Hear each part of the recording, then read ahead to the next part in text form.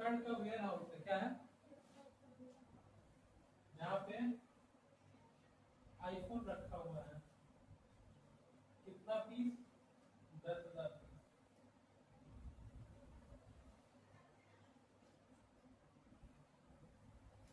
Flipkart decide किया 1 अक्टूबर से 10 अक्टूबर तक 5,000 पीस सेल करेगा 80,000 रुपए में, जबकि दाम उसका एक्शन में कितना है, 1,00,000 रुपए। इसको कहते हैं सप्लाई। डेफिनेशन क्या बन रहा है, अमाउंट ऑफ स्टॉक विड्रॉ और issue to sell in market at a particular price and time is called supply। Warehouse में 1,000 पीस फोन है, कितना पीस निकाल रहे हैं, 5,000, 80,000 रुपए में 1 से 10 तारीख तक बेचेंगे, ठीक है। स्टॉक कितना है मेरे पास, 10,000 पीस।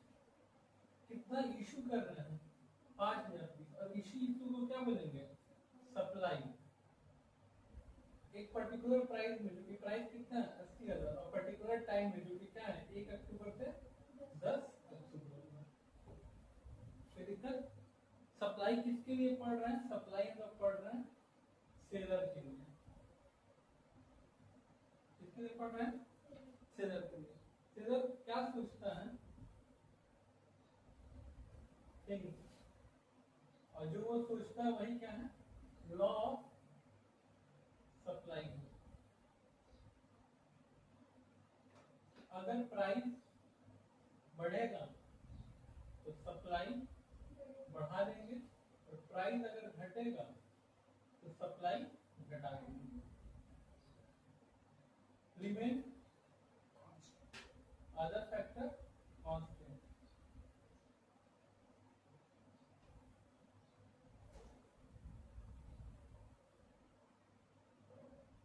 क्या क्या वो फैक्टर है, शिवम बताना तो।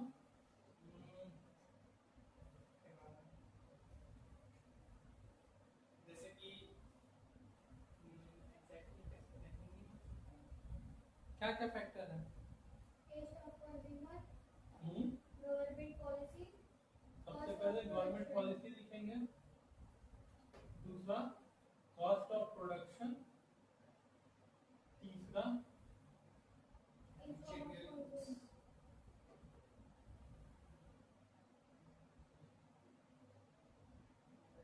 हम लोग का हो जाएगा नंबर ऑफ फर्म, ठीक है, और टैक्सेशन। इसके पहले और भी बताए हैं, आज 4 के बारे में 4 नए चीज बात करेंगे। अगर मान लो 2 प्रोडक्ट है मोटर से रिलेटेड, मोटर कार, एक है ईवी और एक है पेट्रोल। अभी जो इलेक्ट्रिक मोटर चला है ईवी बेसिस, और पेट्रोल वाला, पेट्रोल और डीजल वाला, गवर्नमेंट किसको सपोर्ट कर रहा है,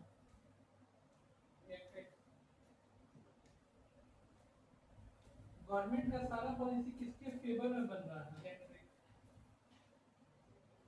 हम ऐसा नहीं कह रहे कि इसके अगेंस्ट में बन रहा है, हम ये नहीं कह रहे इसके अगेंस्ट में बन रहा है। लेकिन ईवी के फेवर में अगर कोई चीज हो रहा है, तो अगर हम लोग ईवी को बढ़ाना चाह रहे हैं, तो मतलब लोग पेट्रोल को क्या करना चाह रहे हैं, खत्म करना चाह रहे हैं। तो एक बात बताओ, एज अ कार मैन्युफैक्चरर या कार सप्लायर, ठीक है, हम मार्केट से 10-12 लाख करोड़ रुपए कर्जा देंगे, लोन, अगर हम पेट्रोल कार में इन्वेस्ट करते हैं तो मेरे से बड़ा बेवकूफ कोई है, हाँ या ना, ठीक है। हालांकि ऐसा है कि मान लो कि पेट्रोल कार का प्राइस ज्यादा है, तो जिसका प्राइस ज्यादा है सेलर बेचना भी तो उसी को ज्यादा चाहेगा ना। लेकिन अब गवर्नमेंट का पॉलिसी चाह रहा है कि हम लोग कहाँ पे जाए, इलेक्ट्रिक व्हीकल पे। साथ में कॉस्ट ऑफ प्रोडक्शन, पहले कोई सामान 100 का बिकता था, आज जो सामान 120 का बिक रहा है, लेकिन जब 100 का बिकता था तब उसको खरीद पड़ता था 80, आज उसका खरीद पड़ रहा है 100। कितना पड़ रहा है? 100। तो एक चीज समझना, जब हम ये बोल रहे हैं कि प्राइस बढ़ेगा तो सप्लाई बढ़ेगा, यहाँ पे प्राइस का मतलब क्या है? प्राइस में दो चीज आता है, एक आता है कॉस्ट, एक आता है प्रॉफिट। सेलर कोई भी सामान या प्रोड्यूसर कोई भी सामान बेचने में तब इंटरेस्टेड रहता है जब उसका प्रॉफिट बढ़ते रहे। अगर खर्च बढ़ रहा है, उसको बनाने का अगर खर्च बढ़ रहा है, तो फिर वो प्रोडक्ट बेचने में इंटरेस्टेड नहीं रहेगा। बात समझ? अब जैसे तुमको एक एग्जांपल बताते हैं, डोमिनोज का नाम सुने हो ना, KFC का। डोमिनोज बनाता है पिज्जा, पूरा पिज्जा पे फोकस है, ठीक है? ये बनाता है पूरा चिकन से रिलेटेड आइटम, फोकस है। दोनों का कॉमन प्रोडक्ट क्या है? बर्गर। क्या कॉमन प्रोडक्ट है? बर्गर। अब बताओ, ये भी बहुत अच्छा कंपनी है, मतलब अच्छा खासा इसके पास पैसा वर्किट है, और इसके पास क्यों नहीं KFC डोमिनोज की तरह पिज्जा बना रहा है? पिज्जा निकाल दिया है, पिज्जा नहीं निकाल रहा है, ठीक है? डोमिनोज क्यों नहीं इसकी तरह चिकन बना के बेच रहा है? इसके अलावा एक तो कंपटीशन पॉइंट ऑफ व्यू वो तो है, ठीक है, इसके बारे में बात। लेकिन फिलहाल ये कि जब आप चिकन बनाते हो ना, ठीक है, और चिकन आप सेल करते हो, बात करता है बर्गर का, तो बर्गर के ऊपर बन, नीचे बन, बीच में चिकन का पेटी डाल के दे दो। लेकिन पिज्जा बनाने का पूरा फॉर्मेट होता है। अगर वो ये बनाना KFC अगर डोमिनोज की तरह पिज्जा बनाना स्टार्ट करे, तो उसके लिए आदमी रखना पड़ेगा, उसका पूरा प्रोसेसिंग पे ध्यान देना पड़ेगा, कैसे बन रहा नहीं बन रहा, उसके लिए और इन्वेंटरी मेंटेन करना पड़ेगा। क्यों करें हम, जब मेरा एक प्रोडक्ट अच्छा चल ही रहा है? तो बात समझा? तो जब मेरा एक प्रोडक्ट अच्छा चल ही रहा है, सेम अगर ये भी सेगमेंट में जाएगा तो इसको यही दिक्कत है। पिज्जा बनाना, बर्गर बनाना आसान है, ब्रेड बनाया, बीच में चिकन डाल के दे दिया, चिकन टॉपिंग पे। अब बात क्या आता है, जो नेक्स्ट है नंबर ऑफ फर्म। अगर डोमिनोज चिकन बनाने लगे और KFC और पिज्जा बनाने लगे, एक दूसरे को कॉम्पिटिटर हो जाएगा। आज के भी डेट में तो कॉम्पिटिटर है, but they are not direct competitor. ये लोग डायरेक्ट कॉम्पिटिटर नहीं है। पिज्जा हट और डोमिनोज ये कॉम्पिटिशन है, क्योंकि दोनों क्या बनाता है? ये लोग का किस चीज का कॉम्पिटिशन है? प्रोडक्ट कॉम्पिटिशन है। बात हो जाता है, प्राइस का कॉम्पिटिशन है। इनके बीच में पता है किस चीज का दिक्कत है? हम श्रीरामपुर के बीच में खड़े हैं, अब यहाँ से उतना ही दूर डोमिनोज भी है, यहाँ से उतना ही दूर KFC भी है। हम कहाँ जा रहे हैं? हमको क्या खाना पसंद है? तो ये पूरा डिपेंड करता है कंज्यूमर का टेस्ट पे। जैसा हम बता रहे हैं, हम अपने लाइफ में कम से कम 100 बार KFC गए हैं, तो 2 बार डोमिनोज गए। पसंद है तो मेरा ये चीज साफ साफ दिखा रहा है कि हम एज ए कंज्यूमर क्या खाना पसंद कर रहे हैं। और KFC ये बात समझ रहा है कि हम किसी नया कस्टमर को अपनी तरफ अगर अट्रैक्ट करेंगे, क्या करेंगे? अट्रैक्ट। तो पुराना कंज्यूमर का हम प्रोडक्ट क्वालिटी जो उसको बेचते हैं खराब होगा, तो नया आने के चक्कर में पुराना क्या हो जाएगा? कंज्यूमर लूज हो जाएगा। हाँ या ना? इस रीजन से। और फिर ये दोनों एक दूसरे का क्या बन जाएगा? डायरेक्ट कॉम्पिटिटर भी। तो नंबर ऑफ फर्म क्या हो जाएगा? बढ़ जाएगा। बात सुना? दूसरा टैक्सेशन।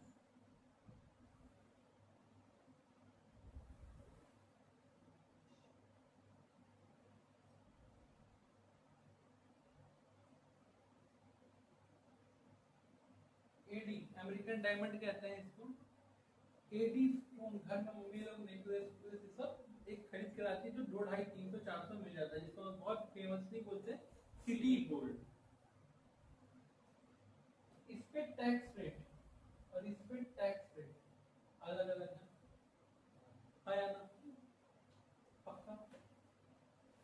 इस पे टैक्स रेट कितना है, मान लो 20%, तो इस पे टैक्स रेट है 28%। बात समझे? फिर भी लोग ज्यादा खरीदने के लिए पार्लर क्या करते हैं, लेकिन फिर देखने को कहाँ मिलता है, एडी में, क्योंकि आपके बजट में फिट होता है। आया ना?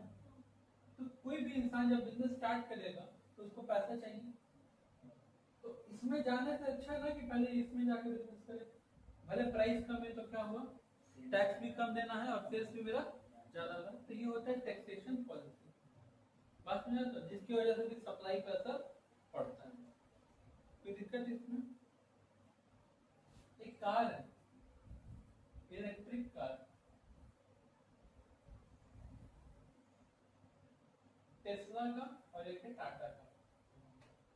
टेस्ला विदेशी कार है, बाहर के देश में बना है 20 लाख में। कितना में? अगर वो गाड़ी आप इंडिया में खरीदते हो तो 20 लाख प्लस 20 लाख रुपए टैक्स देना पड़ता है, 100% टैक्स।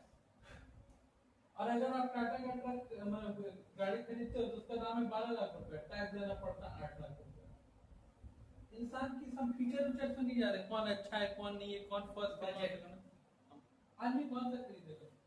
यहाँ पे तो आंख नहीं लगेगा कि जितना का सामान उतना का टैक्स। कल से सोचो तुम कोल्ड ड्रिंक का बॉटल खरीदने जाओ, बोले 40 रुपए का कोल्ड ड्रिंक, कितना का, अब प्लस 40 रुपए टैक्स दो, है कि नहीं? दिक्कत इससे कंज्यूमर को दिक्कत तो आता है। जैसे कि एक रील्स देख रहे थे, पाकिस्तान में हम लोग के पास एक फोन है सैमसंग, क्या है कंपनी है, सैमसंग A15, जो इंडिया में 8,500 का मिलता है। अब चाइना में ही फोन पता है कितना का मिलता है? चाइना बोल रहे हैं, पाकिस्तान में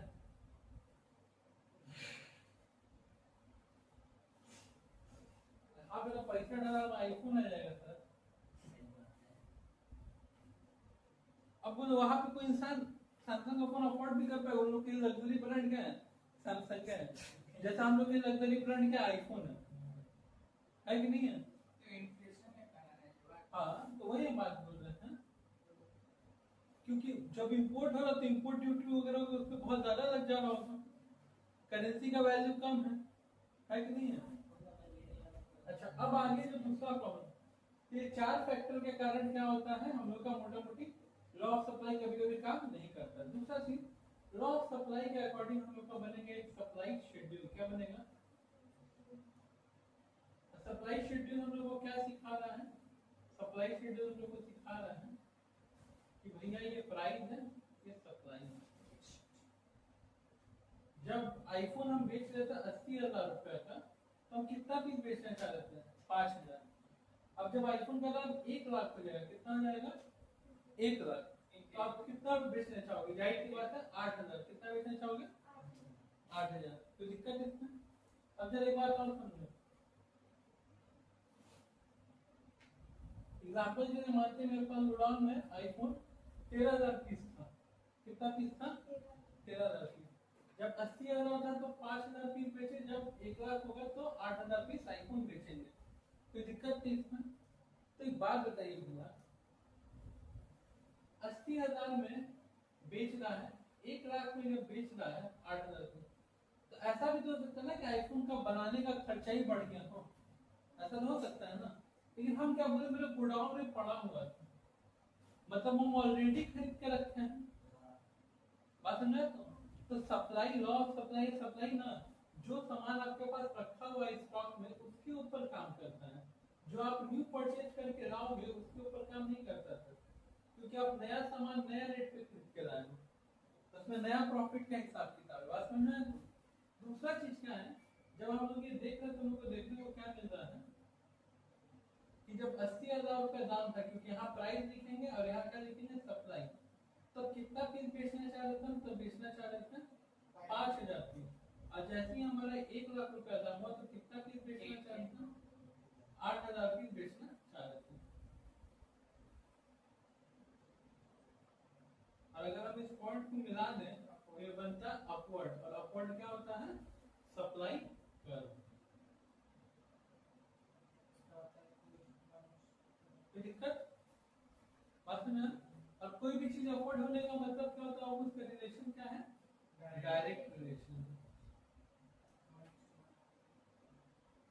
क्या उसका रिलेशन, डायरेक्ट रिलेशन, कोई दिक्कत नहीं है आपने। अच्छा ये जो सप्लाई बना है ये सिर्फ किसका बात की है, फ्लिपकार्ट पर, ये जो सप्लाई शेड्यूल, तो इसको कहेंगे इंडिविजुअल, क्या कहेंगे, इंडिविजुअल सप्लाई शेड्यूल। और ये जो कर्व बना है सिर्फ किसका बना है, फ्लिपकार्ट का, इसको क्या कहेंगे, इंडिविजुअल सप्लाई कर्व।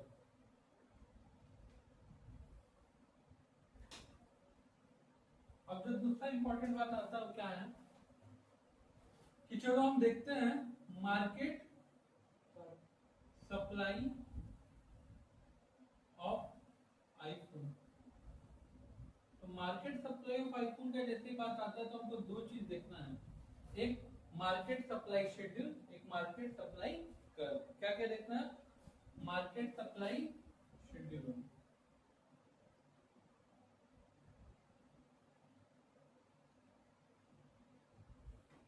मान के चलते हैं कि 3 लोग हैं बेचने वाला आईफोन, कितना लोग, 3 लोग। कौन कौन है, एक तो हमारा फ्लिपकार्ट हो गया, और एक हमारा बड़ा जाइंट हो गया अमेजोन, और एक मान लो अदर, उसमें सब कुछ आ गया, दुकान का ऐप सब कुछ। आईफोन का नाम क्या, 80,000 और 1,00,000। ये कितना पीस, 5,000 पीस, ये 4,000 पीस, ठीक है, ये 6,000 पीस, कोई दिक्कत नहीं। ये कितना पीस बेचता था, 8,000। ये कितना बेचना चाहता था, 6,000।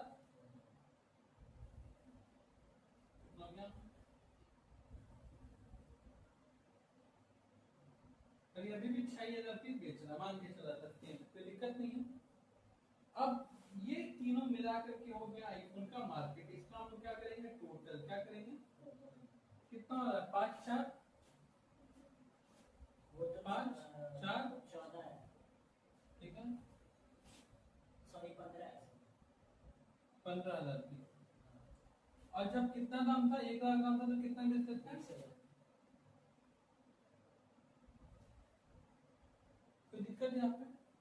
अब हमको क्या देखना है, सप्लाई का कर्व।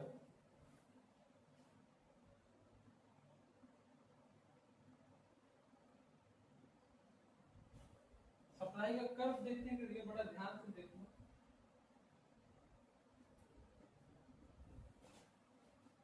ये है मेरा 80,000, ये मेरा 1,00,000, ये 5,000, ये 8,000, ये 15,000, ये 20,000।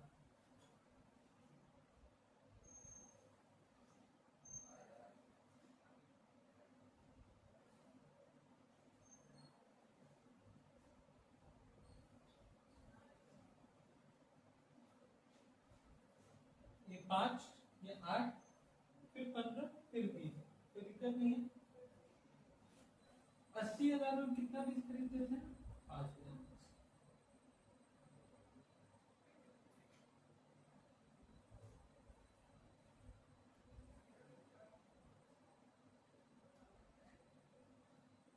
कर्व ऊपर की तरफ जा रहा है, अपवर्ड, कोई दिक्कत नहीं।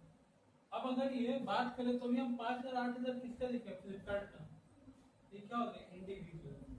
मार्केट के लिए क्या हो रहा है,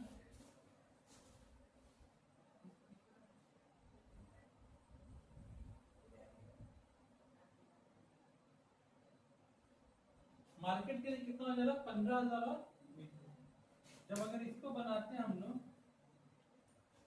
देखो ये दोनों क्या है, अपवर्ड है, क्या है, अपवर्ड।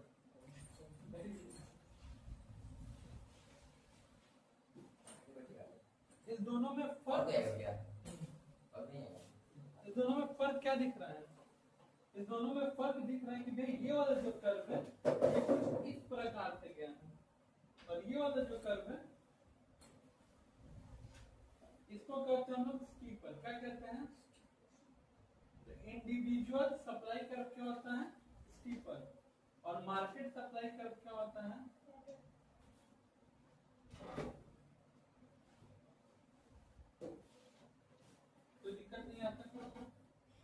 नेक्स्ट चीज क्या है हम लोग का, डस्टर कहाँ है, दिख रहा है।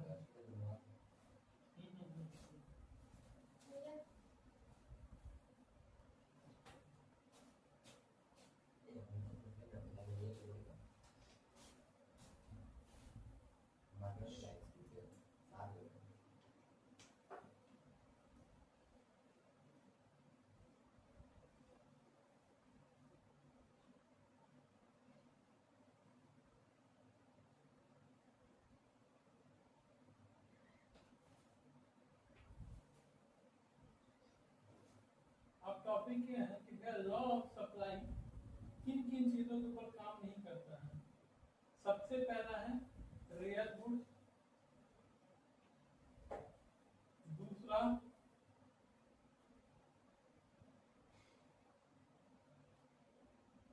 हिस्टोरिकल आइटम,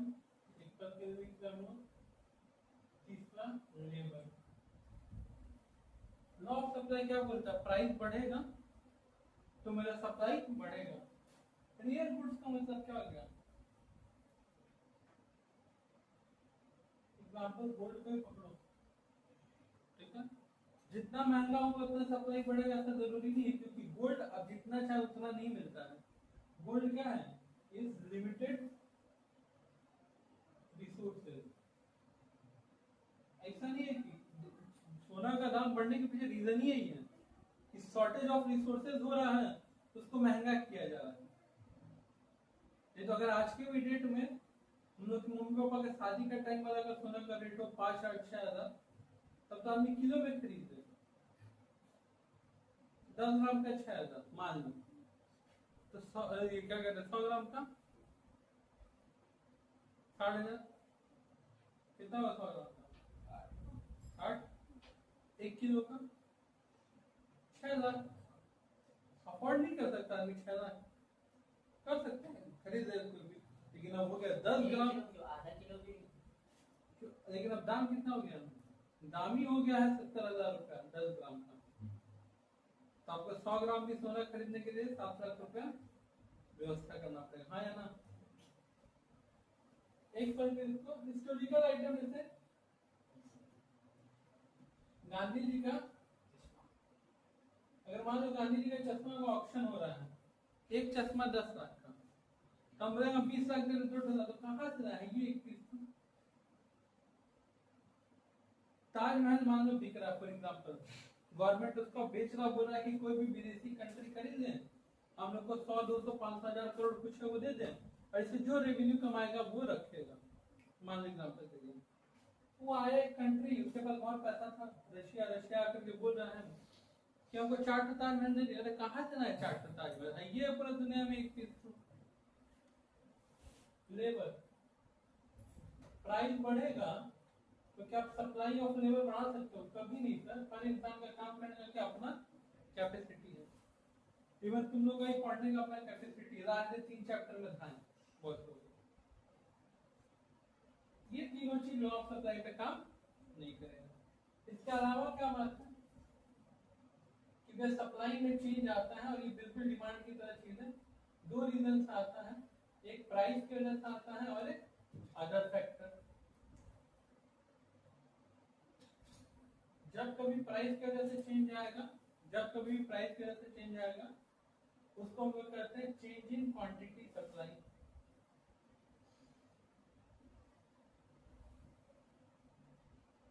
जब कभी भी अदर फैक्टर की वजह से आएगा उसको कहेंगे चेंज इन सप्लाई। कैसा चेंज आएगा सर, या तो बढ़ेगा या तो घटेगा, या तो बढ़ेगा या तो बढ़ने को कहते हैं एक्सपेंशन इन सप्लाई या फिर एक्सटेंशन इन सप्लाई।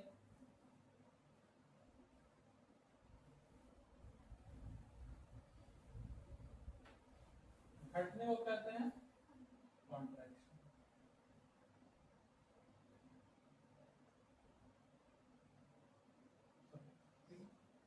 बढ़ने को यहाँ पे कहते हैं इंक्रीज, और घटने को कहते हैं डिक्रीज। बिल्कुल डिमांड की तरह। तो इसका इस हिसाब से नाम क्या पड़ेगा, movement along with supply curve, और इसका नाम क्या पड़ेगा? Shift in supply. क्या पड़ेगा?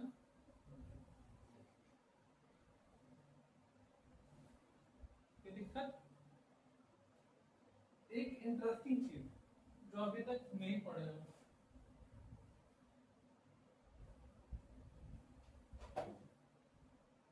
एक होता है डिमांड, एक होता है सप्लाई, फिर आता है एक इंडिविजुअल डिमांड,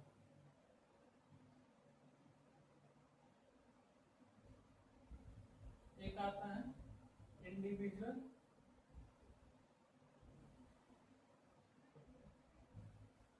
एक आता है मार्केट डिमांड,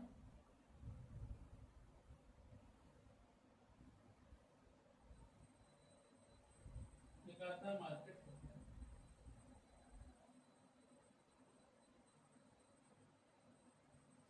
एक वर्ड होता है तुम्हारा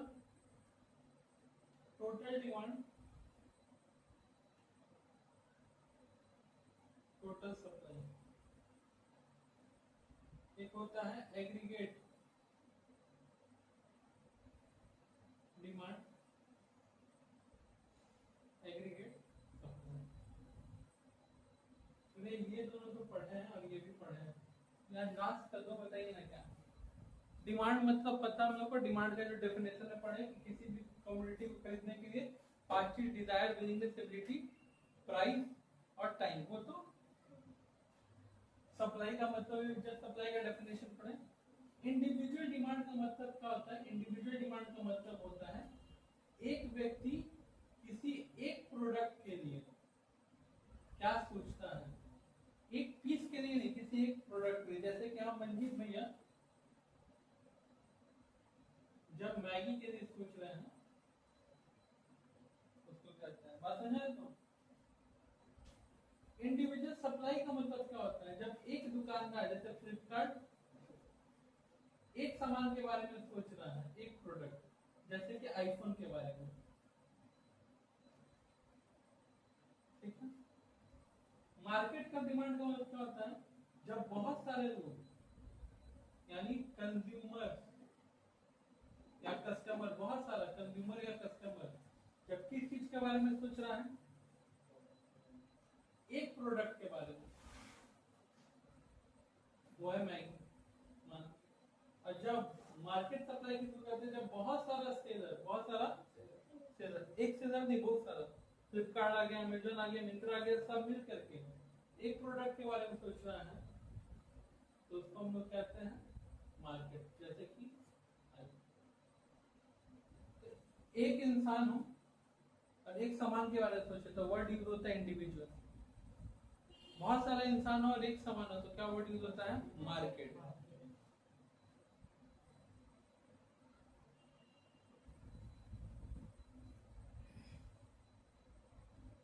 टोटल डिमांड और टोटल सप्लाई क्या होता है?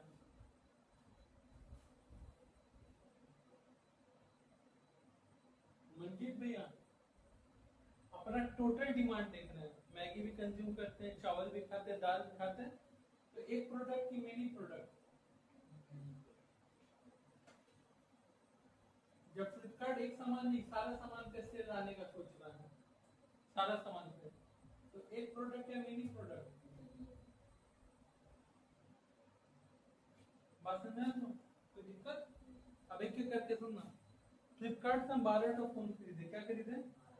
12 ठो फोन खरीदे, 12 पीस फोन, और सब एक ही ब्रांड का, मान लो सैमसंग का। Individual consumer, individual product 12 piece खरीदा है। बात समझ तो? फ्लिपकार्ट बता रहा है कि वो अभी 10 दिन का सेल में 1 लाख पीस सैमसंग का फोन बेचा है। कितना बेचा है? एक सेलर एक प्रोडक्ट के बारे में बात कर रहा है, क्या हो गया? इंडिविजुअल। तो दिक्कत नहीं। सारा कस्टमर मिल करके फ्लिपकार्ट से कितना फोन खरीदा है? 1 लाख। कितना खरीदा है? 1 लाख। कोई दिक्कत नहीं। बहुत सारे लोग मिल करके कितना प्रोडक्ट खरीदा है? 1 लाख। एक चीज देखो, ये और ये सेम हो रहा है कि नहीं हो रहा है? हो रहा है।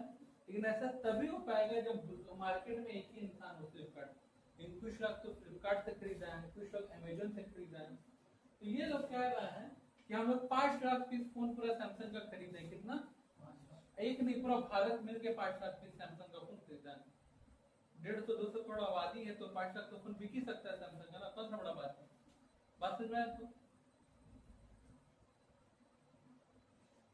शेयर क्या रहा है? फ्लिपकार्ट, अमेजोन, मिंत्रा उनका सब मिलकर बोल रहा है कि हम लोग 5 लाख पीस आईफोन बेचे हैं या 5 लाख पीस सैमसंग का फोन बेचे हैं। कोई दिक्कत नहीं है, क्लियर है बात? इसको हम लोग कहेंगे मार्केट सप्लाई। अब मंजीत भैया बोल रहे हैं कि 5 पे फोन खरीदे हैं या 12 पे फोन हम सैमसंग का खरीदे हैं, 4 पे स्कूल बैग खरीदे हैं, 3 पे ये सामान जोड़, वो ऐसा पूरा सामान का लिस्ट बता देंगे। तो जब एक आदमी बहुत सारा प्रोडक्ट खरीद रहा है तो क्या कहेंगे? टोटल डिमांड, इंडिविजुअल आदमी। जब फ्लिपकार्ट बोला कि इस बार हम टोटल सेल किए हैं, आईफोन बोला, सब कुछ सारा सामान का मिला के हमने टोटल सेल किए हैं मिनी प्रोडक्ट, वो हम किए टोटल 10 लाख पीस का। कितना का? एग्जांपल या 100 लाख पीस का। तो हो गया टोटल सप्लाई। कितना सप्लाई फ्लिपकार्ट के द्वारा किया गया। अब बचा हुआ एग्रीगेट डिमांड। एग्रीगेट जितना दुकानदार है, सारा दुकानदार का सारा सामान पूरा टाइम में जो बिका है उसको क्या कहते हैं? एग्रीगेट। क्या कहते हैं? Aggregate supply. कोई एक प्रोडक्ट नहीं, सारा प्रोडक्ट ऑनलाइन ऑफलाइन सब मिला करके जो बिका उसको क्या बोलेंगे? Aggregate supply. सारा प्रोडक्ट ऑनलाइन ऑफलाइन जो भी हम लोग खरीदे हैं सबको मिला के क्या बोलेंगे? Aggregate demand. तो देखो क्या क्या वर्ड है। सिंपल डिमांड है सप्लाई, उसका एक इंडिविजुअल, मार्केट, टोटल और एग्रीगेट। कोई दिक्कत नहीं, ये बात इसके पहले नहीं बताई थी, आज बताया। अब जो नेक्स्ट चीज हम लोग का आता है वो है इलास्टिसिटी। क्या है?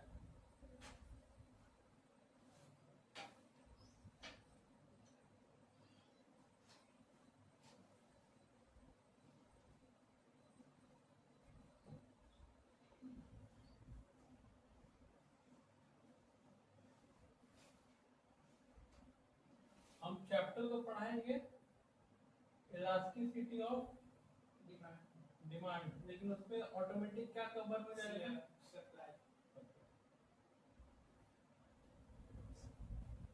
इलास्टिसिटी शब्द का मतलब क्या है? इलास्टिसिटी का मतलब है चेंज इन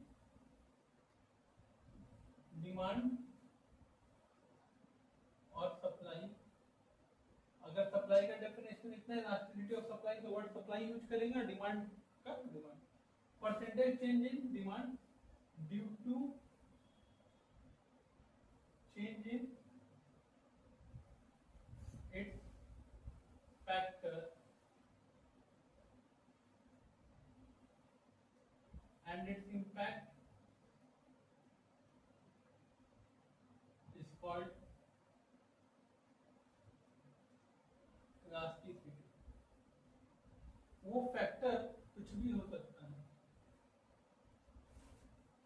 कोविड में सबका बिजनेस खराब, किसका बिजनेस अच्छा चल रहा है? जिसका राशन का दुकान है, किराने का दुकान है, उसका बिजनेस क्या चल रहा है? बढ़िया चल रहा है। क्यों भैया? सरकार उसको परमिशन दे के रखा हुआ है, एसेंशियल प्रोडक्ट बेच रहा है तो बिक रहा है, कोई दिक्कत नहीं है।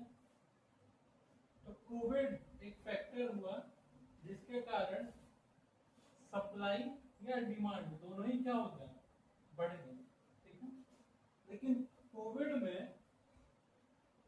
मान लो 1 जनवरी से 30 जनवरी तक था, हालांकि था तो 2 साल, मान लो 1 जनवरी से 30 जनवरी तक था या 31 जनवरी तक।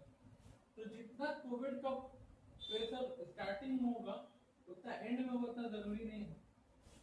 बात समझ आता है? फिर दुकानदार लोग देखा कि डे 1 से इन लोगों का सेल बढ़ने स्टार्ट हुआ, डे 15 तक बढ़ा है, फिर डे 15 के बाद से डे 30 पे जाके इन लोगों का सेल क्या होने लगा? फिर नॉर्मल पर जैसा गिरने लगा। कोई दिक्कत नहीं, यहाँ पे नॉर्मल सेल करता था, सेल बढ़ा है, फिर यहाँ पे सेल नॉर्मल हो गया।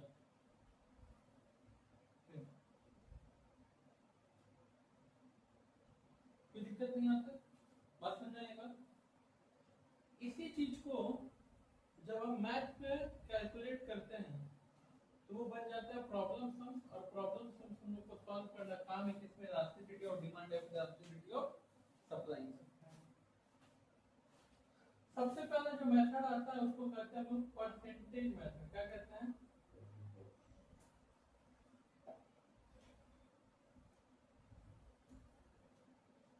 पहले पूरा फॉर्मूला की बात करनी है। फॉर्मूला कहता है कि परसेंटेज चेंज मेथड के अकॉर्डिंग ऑन प्राइस इलास्टिसिटी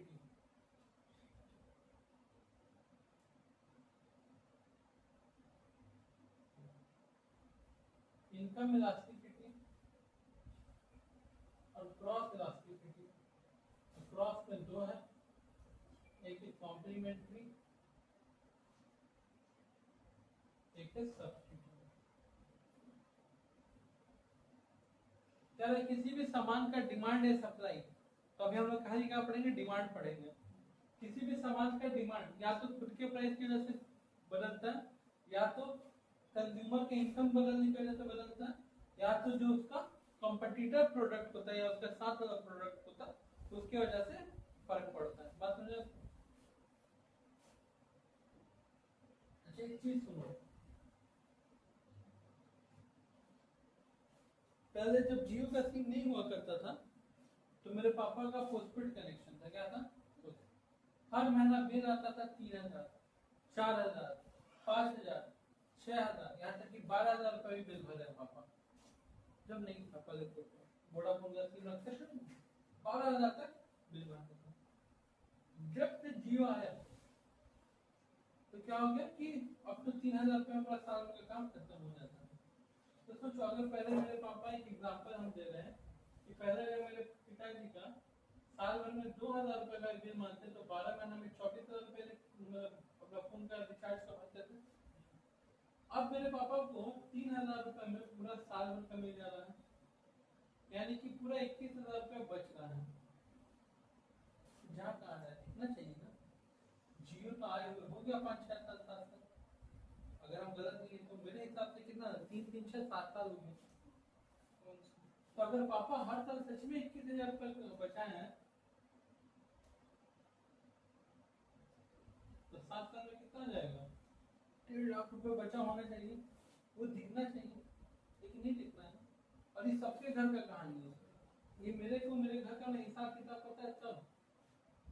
पहले हम लोग के घर में जितना रुपए का रिचार्ज हो जाता था महीना में, आज भी तो उसके मुकाबले कम ही का रिचार्ज हो रहा है।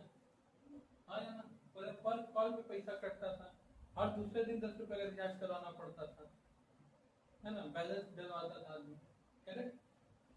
तो कहने का मतलब है कि देखो जब रिचार्ज से पैसा बचा तो ये पैसा कहीं ना कहीं खर्च होने लगा, पता भी लेकिन आप इसका कॉम्बिनेशन ही ना बना सकते हो कि मेरे पापा इस साल जो 21,000 रुपये बचाए, हो सकता है उसे क्या फ्रिज खरीद दियो, नेक्स्ट ईयर के 21,000 रुपये से कुछ और खरीद दियो। तो आप इसका कॉम्बिनेशन नहीं बना सकते क्योंकि फ्रिज और रिचार्ज का कोई रिश्ता नहीं है, ना ये एक दोनों का कॉम्पिटिटर है, ना ये एक दूसरे का सपोर्ट करता है। बात समझे? कोई दिक्कत? हालांकि जैसे तुम सेट टॉप बॉक्स और वाईफाई का कर सकते हो, मेरे घर में सेट टॉप बॉक्स रिचार्ज होना बंद हो गया, उसको ये वाईफाई हो रहा है क्योंकि वाईफाई से सब कुछ हम लोग कर ले रहे हैं, जो देखना नहीं देखना यूट्यूब पे सब दिख जाता है। बात समझे? तो कह रहा है कि जब हम लोग क्रॉस बैठाते हैं तो खाली कॉम्प्लीमेंट्री और सब्स्टिट्यूट का ज्यादा ऑन प्राइस। अगर आपको पता करना है कितना चेंज आएगा तो फिर फॉर्मूला है percentage change in quantity demand. क्या वर्ड यूज करेंगे? क्योंकि प्राइस के वजह से जब भी चेंज होता है उसका क्या बोलते हैं? Change in quantity demand divided by percentage change in price. अब बात करेंगे इनकम का। क्या फॉर्मूला है? Percentage change in demand. यहाँ पे क्वांटिटी डिमांड वर्ड का प्रयोग नहीं किया,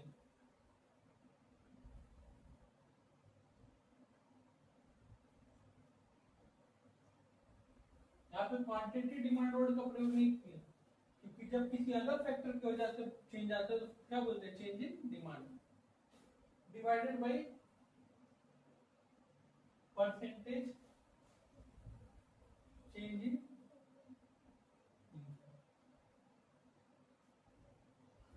हो गया। पहले इसी रो का बात करेंगे। ये होता है परसेंटेज मेथड पे, लेकिन हम इसको थोड़ा शॉर्ट करके लिखना चाहते हैं, तो हम लोग को पता होना चाहिए परसेंटेज को ऐसे लिखाते हैं और चेंज को ऐसे लिखाते हैं, ठीक है। तो हम इसको ऐसे लिख दे रहे हैं, percentage change in quantity demand, percentage change in price. Short कर दिए पी फॉर प्राइस। इसको जरा शॉर्ट किया जाए, percentage change in demand divided by percentage change in income. Income को किससे दिखाते हैं? वाई से। इकोनॉमिक्स में ABCDEF हर चीज कराई है। हाँ, आई से क्या होता है? इन्वेस्टमेंट। आई से क्या होता है? इन्वेस्टमेंट। इसलिए तो वाई से क्या बना दिया गया है? तो दिक्कत नहीं है। ये हम लोग का होता है ओन प्राइस इलास्टिसिटी या फिर इनकम इलास्टिसिटी। दूसरा मेथड का नाम है मेरा प्रोपोर्शनेट।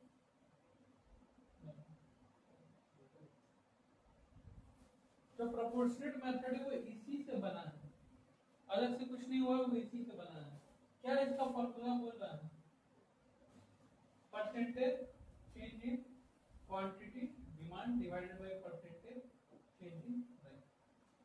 अभी क्वांटिटी डिमांड और प्राइस वर्ड बोलते का इतना सोचते हैं कि मेरा क्लास 10 में आया था, एग्जांपल के लिए कितना मार्क्स था? 70% था, उसके बाद मार्क्स था नहीं। एग्जांपल बोलते हैं कि मान लो 500 आया था और क्लास 12 में एग्जांपल मान लो मेरा मार्क्स आया था 700, एग्जांपल के लिए। हालांकि पेपर तो होता ही नहीं उतना का, तो 700 आया था। कितना का चेंजेस है? 200। उसी तरह हमको यहाँ पे क्या निकालना है? डिमांड। तो पहले कितना था, अभी कितना था? इनिशियल माइनस तो पहले हमको क्या चाहिए? पहले डिमांड कितना था और अभी डिमांड कितना है? आमतौर पे क्या देखने को मिलता है कि सेकंड टाइम वाला ज्यादा होगा, तो आंसर नेगेटिव में ना, इसको ध्यान में रखते हुए क्या करते हैं? D2 minus. तो 200 मार्क्स मेरा बढ़ा, डिवाइडेड बाय 500 इनटू 100, तो पता चलेगा 40% है ना। तो हम नीचे क्या लिए? D1 इनटू 100, परसेंटेज निकल जाएगा। इसी तरह परसेंटेज चेंज इन प्राइस चाहिए। क्या चाहिए हम लोग को?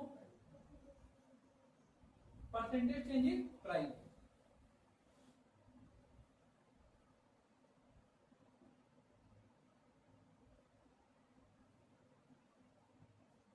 प्राइस में P1 माइनस P2 क्यों किया? अगर डिमांड बढ़ रहा है तो जाहिर सी बात है प्राइस घटा होगा, तो पुराना वाला प्राइस महंगा होगा, नया वाला प्राइस। तो इस वजह से P1 माइनस P2। हम अपने तरफ से पूरा कोशिश यही करते हैं फॉर्मूला लिखते हो कि उसमें निगेटिव साइन ना आए। अगर आ भी गया तो भी दिक्कत का बात। ये 100 से 100 कट गया, D1 by D2। अब देखो क्या बचा? D2 by D2 minus D1। कोई भी चीज जब डिवाइड से मल्टीप्लाई में होता है तो पलट जाता है। अब इसका हम एक जगह कर लेंगे D2 minus D1 by P1 minus P2 into P1 by। इसको शॉर्ट में बोल सकते हैं change in demand divided by change in price into P1 by भैया प्राइस को फाइनल प्राइस होगा, फाइनल प्राइस ज्यादा होता है इनिशियल प्राइस। कैसे? नहीं, हम लोग डिमांड का पर्सपेक्टिव से पढ़ रहे हैं ना। हम लोग क्या माने कि डिमांड बढ़ा है तो प्राइस तो घटा ही होगा ना। कोई दिक्कत यहाँ पे? क्लियर है इसे? अब जैसे इसका फॉर्मूला बना तो इसको हमको इतना तो याद रखने की जरूरत नहीं, याद इतना, ये तो तुमको लॉजिक समझा। सिर्फ इसमें भी क्या है? Percentage change in demand. अच्छा, उसके तो D आ जाता है इनटू D1 आ जाता है। डिवाइड परसेंटेज चेंज इन इनकम। अच्छा, तो यहाँ पे Y आ जाएगा, यहाँ Y आ जाएगा, क्योंकि फॉर्मूला तो सेम है ना सर। इसका भी कैलकुलेशन करोगे कितना ही कैलकुलेशन होगा। अगर क्रॉस का देखते हैं, क्रॉस में क्या आता है? कॉम्प्लीमेंट्री। और कॉम्प्लीमेंट्री में क्या होता है? पेन और रिफिल एक दूसरे का क्या है? विरोधी या सहयोगी? सहयोगी है, तो पेन को मान लेते हैं x और रिफिल को मान लेते हैं y। ठीक है, किसका कीमत से किस पे फर्क पड़ेगा आमतौर पर सोचो तो, रिफिल का दाम से ना किस पे फर्क पड़ेगा, पेन पे। गाड़ी और पेट्रोल, बाइक और पेट्रोल में किससे फर्क पड़ेगा, पेट्रोल से। बाइक का दाम पे फर्क नहीं पड़ेगा, इंसान अगर बाइक तो फिर भी पैसा दे के ले, पेट्रोल जिस तेजी से महंगा हो रहा है, इंसान एक्सपेंसिव बाइक नहीं खरीद पाता है कि नहीं। जो इंसान अगर 1,00,000 रुपया सुपर स्प्लेंडर पे दे रहा है, वो कहीं से 50,000 रुपये और अफोर्ड करके शायद कोई उससे बेहतर बाइक ले सकता है। लेकिन बात है कि अगर ये स्प्लेंडर 60 किलोमीटर जाएगा 1 लीटर में, तो 30 किलोमीटर जाएगा, तो ये कॉस्टिंग सोच के कि भाई स्प्लेंडर में तेल भरवाएंगे तो 60 किलोमीटर तक जाएंगे, और वही 1.5 लाख का बाइक में जब पेट्रोल रिफिल करवाएंगे 30 जाएगा। भाई मुझे तो नहीं खरीदना है। तो हमको डिमांड देखते हैं पेन का, प्राइस देखते हैं रिफिल का। हमेशा जब भी ऐसा क्वेश्चन है तो सोचने की कोशिश करना, बात ना कार और पेट्रोल में किसका लिखेंगे, बात ना कोई दिक्कत की बात। अच्छा, अब जो बात बता रहे हैं उसमें तुम लोग का जवाब सुनना चाहते हैं। जूता और मोजा में, जूता और मोजा एक दूसरे का सपोर्टिव तो है, इन कभी ऐसा नहीं हुआ है कि मोजा के चलते हम लोग जूता ना खरीदे, ऐसा तो आज तक नहीं हुआ। लेकिन ऐसा हुआ कि मोजा महंगा होगा, सॉक्स महंगा होगा, ऐसा तो कभी नहीं ना हुआ है, जैसे पेट्रोल की वजह से, रिफिल की वजह से। लेकिन हम लोग सॉक्स के ही वजह से कई बार शूज नहीं खरीदते हैं, apart from the problem of the price. बार बार खोलो खोलो, इससे अच्छा क्या पहनो, लोफर पहन के जाओ, लोफर समझ में आता है, या फिर किट्टो चप्पल पहनो, ठीक है, क्या आप आराम से खोल के बार बार आपको दिक्कत नहीं होगा। सबसे पहला बात। दूसरा चीज, कुछ लोगों का सॉक्स स्मेल करने लगता है ठंडा के दिन में, इस वजह से वो लोग नहीं ऐसा पहनना चाहता कि हम ऐसा ही चप्पल पहने, ऐसा ही कुछ पहने जिससे एयर पास हो। पापा पे देखना बाटा वाटा घर में चप्पल रखते होंगे, उसमें गैप बना रहता है, तो ये रीजन होता है ना। बात है, तो हमको वो देखना कि किसके चलते किस पे प्रभाव पड़ता है। अब बात ऐसा है, तो इसके लिए क्या हो जाएगा, EP equal to percentage change in demand of X divided by percentage change in demand of price of Y. ये हो गया चेंज इन डिमांड एक्स का, चेंज इन प्राइस वाई का, फिर तो दिक्कत इसमें पूछना है। अब नेक्स्ट मेरा क्या आता है, सब्स्टिट्यूट गुड। क्या आता है, सब्स्टिट्यूट गुड। सब्स्टिट्यूट गुड क्या होता है, टी और अब इसमें किसी के चलते किसी को भी फर्क पड़ सकता है, इसमें कोई ऐसा सिस्टम नहीं है। तो हमको याद रखना है कि अगर हम टी का डिमांड ले रहे हैं तो कॉफी का क्या लेंगे, प्राइस। क्या लेंगे, टी का अगर डिमांड ले रहे हैं तो कॉफी का, डिपेंड की क्वेश्चन कैसे दिया हुआ है। आज क्वेश्चन में तुमको टी का डिमांड पूछा है, इलास्टिसिटी ऑफ टी पूछा है, तो प्राइस किसका लेंगे, कॉफी का। बात समझ में तो दिक्कत नहीं। यहाँ पे फॉर्मूला क्या हो गया,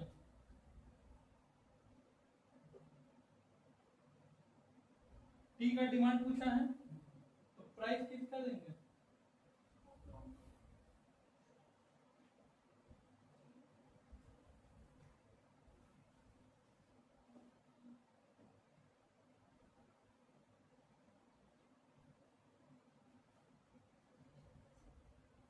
परसेंटेज मेथड, प्रोपोर्शनेट मेथड, ठीक है। अब हम लोग सीखेंगे आर्क मेथड। क्या सीखेंगे,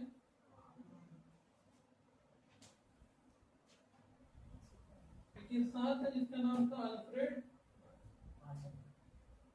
हर जगह खुदा देख, हर चैप्टर में खुद क्या है, कहीं शांति से नहीं बैठता है। अब ये क्या बोला कि बोला एक चीज दिखाए, हमें दिखाइए, बोला इस फॉर्मूला को 2 मिनट के बाद यहाँ पे लिखिए, ठीक है। हम लिखते हैं change in demand divided by change in price into PV bye PV. बोला मैगी याद है, मंजीत भाई हमसे बात कर रहा है, तो मंजीत भाई याद है 5 का मैगी मिलता था, 10 पीस खाते थे, 7 का मिलेगा, 8 पीस खाने लगा। वही सिचुएशन डेल डी का मतलब क्या होता है? D2 minus D1। 8 में से 10 जाएगा तो क्या बचेगा? माइनस। कोई दिक्कत नहीं। डेल पी का मतलब क्या होता है? P1 माइनस 5 में से 7 जाएगा तो माइनस 2। कोई दिक्कत? माइनस इंटू P1 कितना है? प्राइस कितना है? 5। और D1 कितना है? कट गया। 1/2 आंसर आया, यानी 0.5 आंसर होगा। कोई दिक्कत नहीं। अब हाँ, जैसे दिक्कत कब दिक्कत अभी हम बता रहे हैं ना। देखिए इसी बात को क्या हम ऐसे देख सकते हैं कि जब 7 रुपए में मैगी मिलता था 8 पीस खाते थे और 5 में मिलता था 10। उल्टा कर सकते हैं। हाँ कर दो, सिचुएशन तो वही है। अब निकाल दीजिए, इलास्टिसिटी हम निकाल देते हैं। Change in demand divided by change in price into P1 by, ये कितना हो गया? डिमांड D2 माइनस 2, 10 में से 8 जाएगा 2।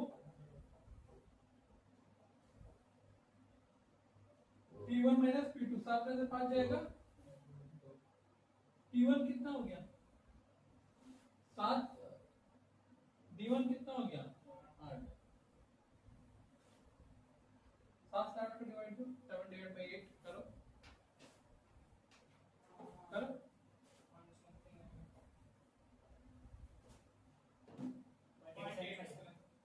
पॉइंट हाँ बस सर, यहाँ पे 0.5 है। रिश्ते वही सोच ही तो गड़बड़ हो गया ना। हाँ यार, कुछ तो करना होगा। तो देखो दोनों चीज का सेम आंसर ला दें, एक ही फॉर्मूला से बोला कि देखिए क्या करना है। आप जो ये P1 और D1 ले रहे हैं ना, इसके जगह एवरेज लो। क्या लो? हम एवरेज लेने का मतलब क्या? बोला कि आप फॉर्मूला ऐसे बनाओ।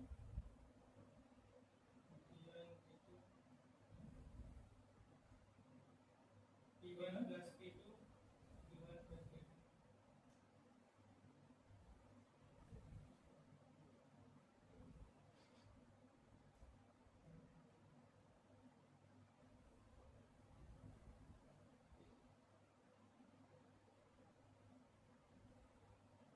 तो बोला एवरेज लो। क्या लेने बोला? एवरेज लेने बोला। तो जब हम एवरेज लेने का देख रहे तो पता चलेगा 2 से 2 तो कट जाएगा। तो फॉर्मूला बचेगा क्या? Del D by del P into P1 plus P2 D1 plus. मतलब आंसर सेम आएगा। बोला निकाल के देख लीजिए, आपका आंसर सेम देखने को मिलेगा। कैसे भैया? पहले इस सिचुएशन को सॉल्व करते हैं। -2 मल्टीप्लाई P1 P2 कितना कितना है? 7 5 12 बोले इसके लिए देखिए 2/2 क्या है? P1 P2। इसके लिए P1 क्या है? 7 5 12।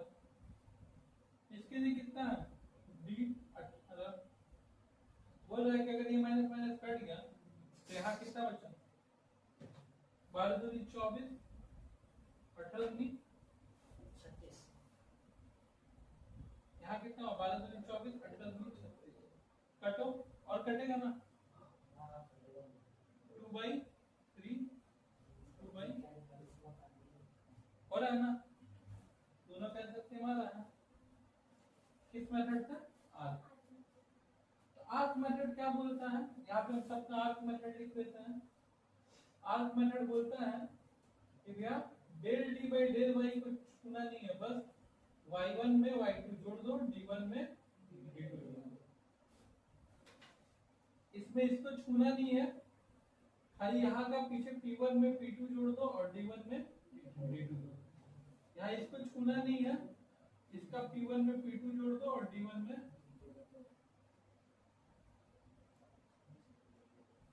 कोई दिक्कत है आपको? ऐसे बनाए तो ओन से ही क्या निकला था? मतलब परसेंटेज मेथड से क्या निकला था? Proportional method. और प्रोपोर्शन मेथड से क्या निकला है? Arc method. कोई दिक्कत है आपको?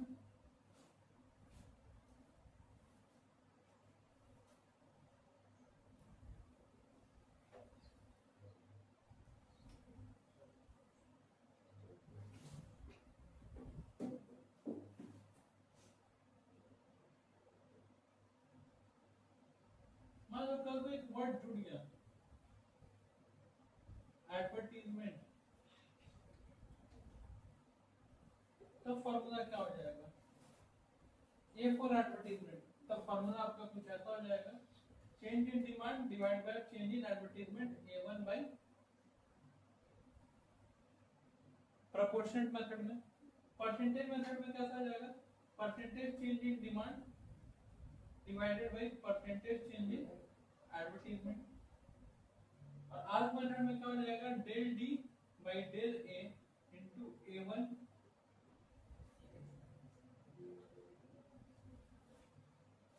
अब सारा चीज का फॉर्मूला निकाल सकता है, तो मेन सीखना यही है। ये वाला चीज जब तुम लोग कभी सीए पढ़ोगे, सीए फाउंडेशन में अलग से दिया हुआ है। नेक्स्ट आता है हम लोग का जियोमेट्रिक या फिर पॉइंट मेथड।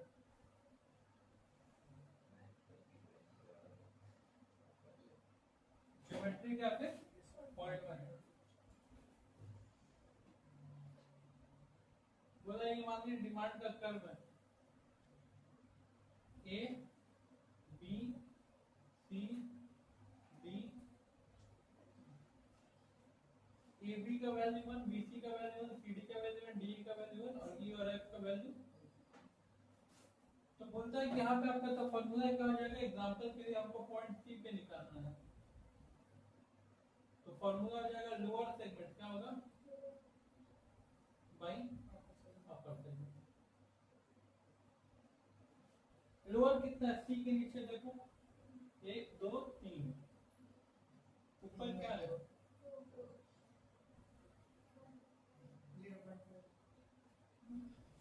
आंसर क्या होगा 1 पॉइंट, कोई दिक्कत नहीं है।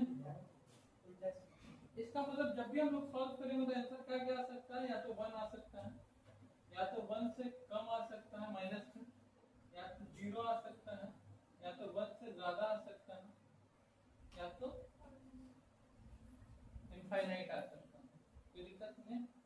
इनफाइनाइट का डायग्राम कुछ ऐसा देखने को मिलता है, कहाँ जाके रुकेगा डिमांड पता नहीं है, इनफाइनाइट का डायग्राम होता है, कोई दिक्कत नहीं। जब मेरा 1 आता है तो 1 में नोटिस करने वाला बात यह है,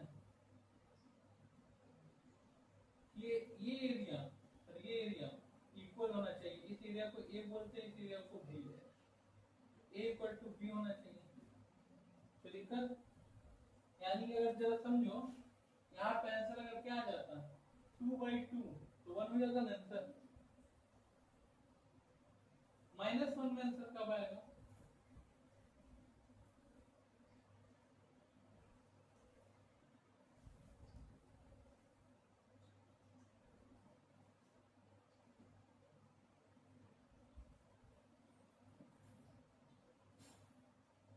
प्राइस था डिमांड था, प्राइस घटा, देखो डिमांड कितना बढ़ रहा है, प्राइस इतना कम हो गया, डिमांड हल्का सा बढ़ा है ना।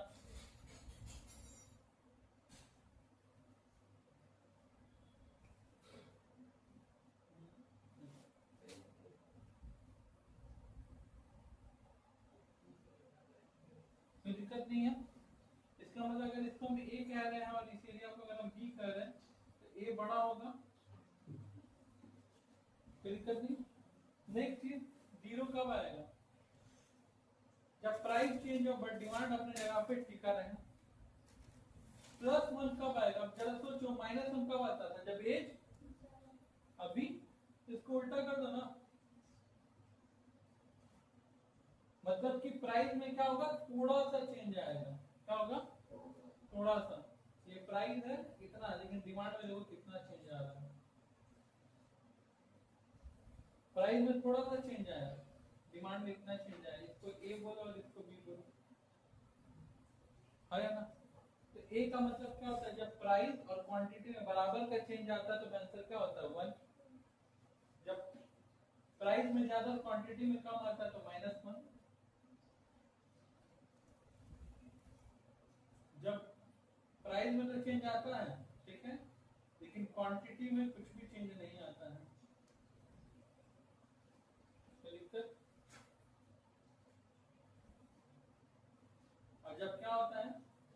प्राइस में चेंज जो है वो कम आ रहा है और क्वांटिटी में ज्यादा। और जब ये पता ना हो कि प्राइस में कितना चेंज है, कुछ चेंज नहीं है, प्राइस अपनी जगह फिक्स है, ये वाला प्राइस अपनी जगह फिक्स है, खाली क्या बदल रहा है, क्वांटिटी बदल रहा है, ये खाली चेंज हो रहा है। अच्छा एक बात बताओ, इसका वैल्यू 1 है तो इसको क्या बोलेंगे, यूनिटरी। क्या बोलेंगे? हाँ, इसमें क्या है, ज्यादा चेंज आ रहा है कि कम चेंज आ रहा है, इसको क्या बोलेंगे, लेस इलास्टिक। इसमें क्या आ रहा है, कुछ चेंज नहीं आ रहा है, इन इलास्टिक। जब कुछ चेंज नहीं है तो क्या बोलेंगे, इन इलास्टिक। यहाँ पे क्या आ रहा है, ज्यादा चेंज आ रहा है, इसको क्या कह देंगे, मोर इलास्टिक। बात समझ रहे हो? कोई दिक्कत? यहाँ पे प्राइस में कोई चेंज नहीं आ रहा बट क्वांटिटी बदलते जा रहा है, तो इसको क्या कहेंगे, इलास्टिक। कोई दिक्कत? तो जो प्राइस में चेंज नहीं हो रहा फिर भी ये चेंज होते जा रहा है, तो इसको एक और नाम देंगे, परफेक्ट इलास्टिक। क्या देंगे? बात समझ रहे हो? इसको कहेंगे परफेक्ट इन इलास्टिक। अब बचा यूनिटरी इलास्टिक। यूनिटरी इलास्टिक बोलते इसका कोई दूसरा नाम नहीं है। लेस इलास्टिक, मोर इलास्टिक। लेस इलास्टिक, मोर इलास्टिक। यहाँ पे किसमें चेंज नहीं आ रहा था, क्वांटिटी में। यहाँ में किसमें कम चेंज आ रहा है, क्वांटिटी में। तो ये लगभग एक जैसा दिखने में है, इसको भी हम लोग इन इलास्टिक कह सकते हैं। बात सुना आपको? यहाँ पे किसमें ज्यादा चेंज आ रहा था, क्वांटिटी में। यहाँ किसमें ज्यादा चेंज आ रहा है, क्वांटिटी में। इसको लगभग परफेक्टली इलास्टिक बोल सकते हैं, अलग अलग नाम। कोई दिक्कत?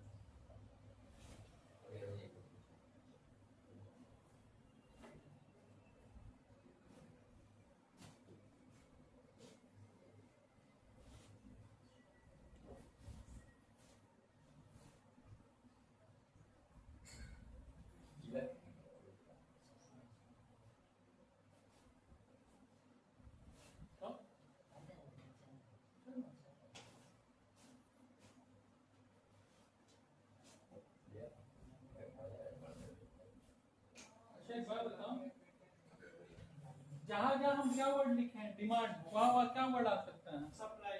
बस, और तो कोई मेहनत है नहीं।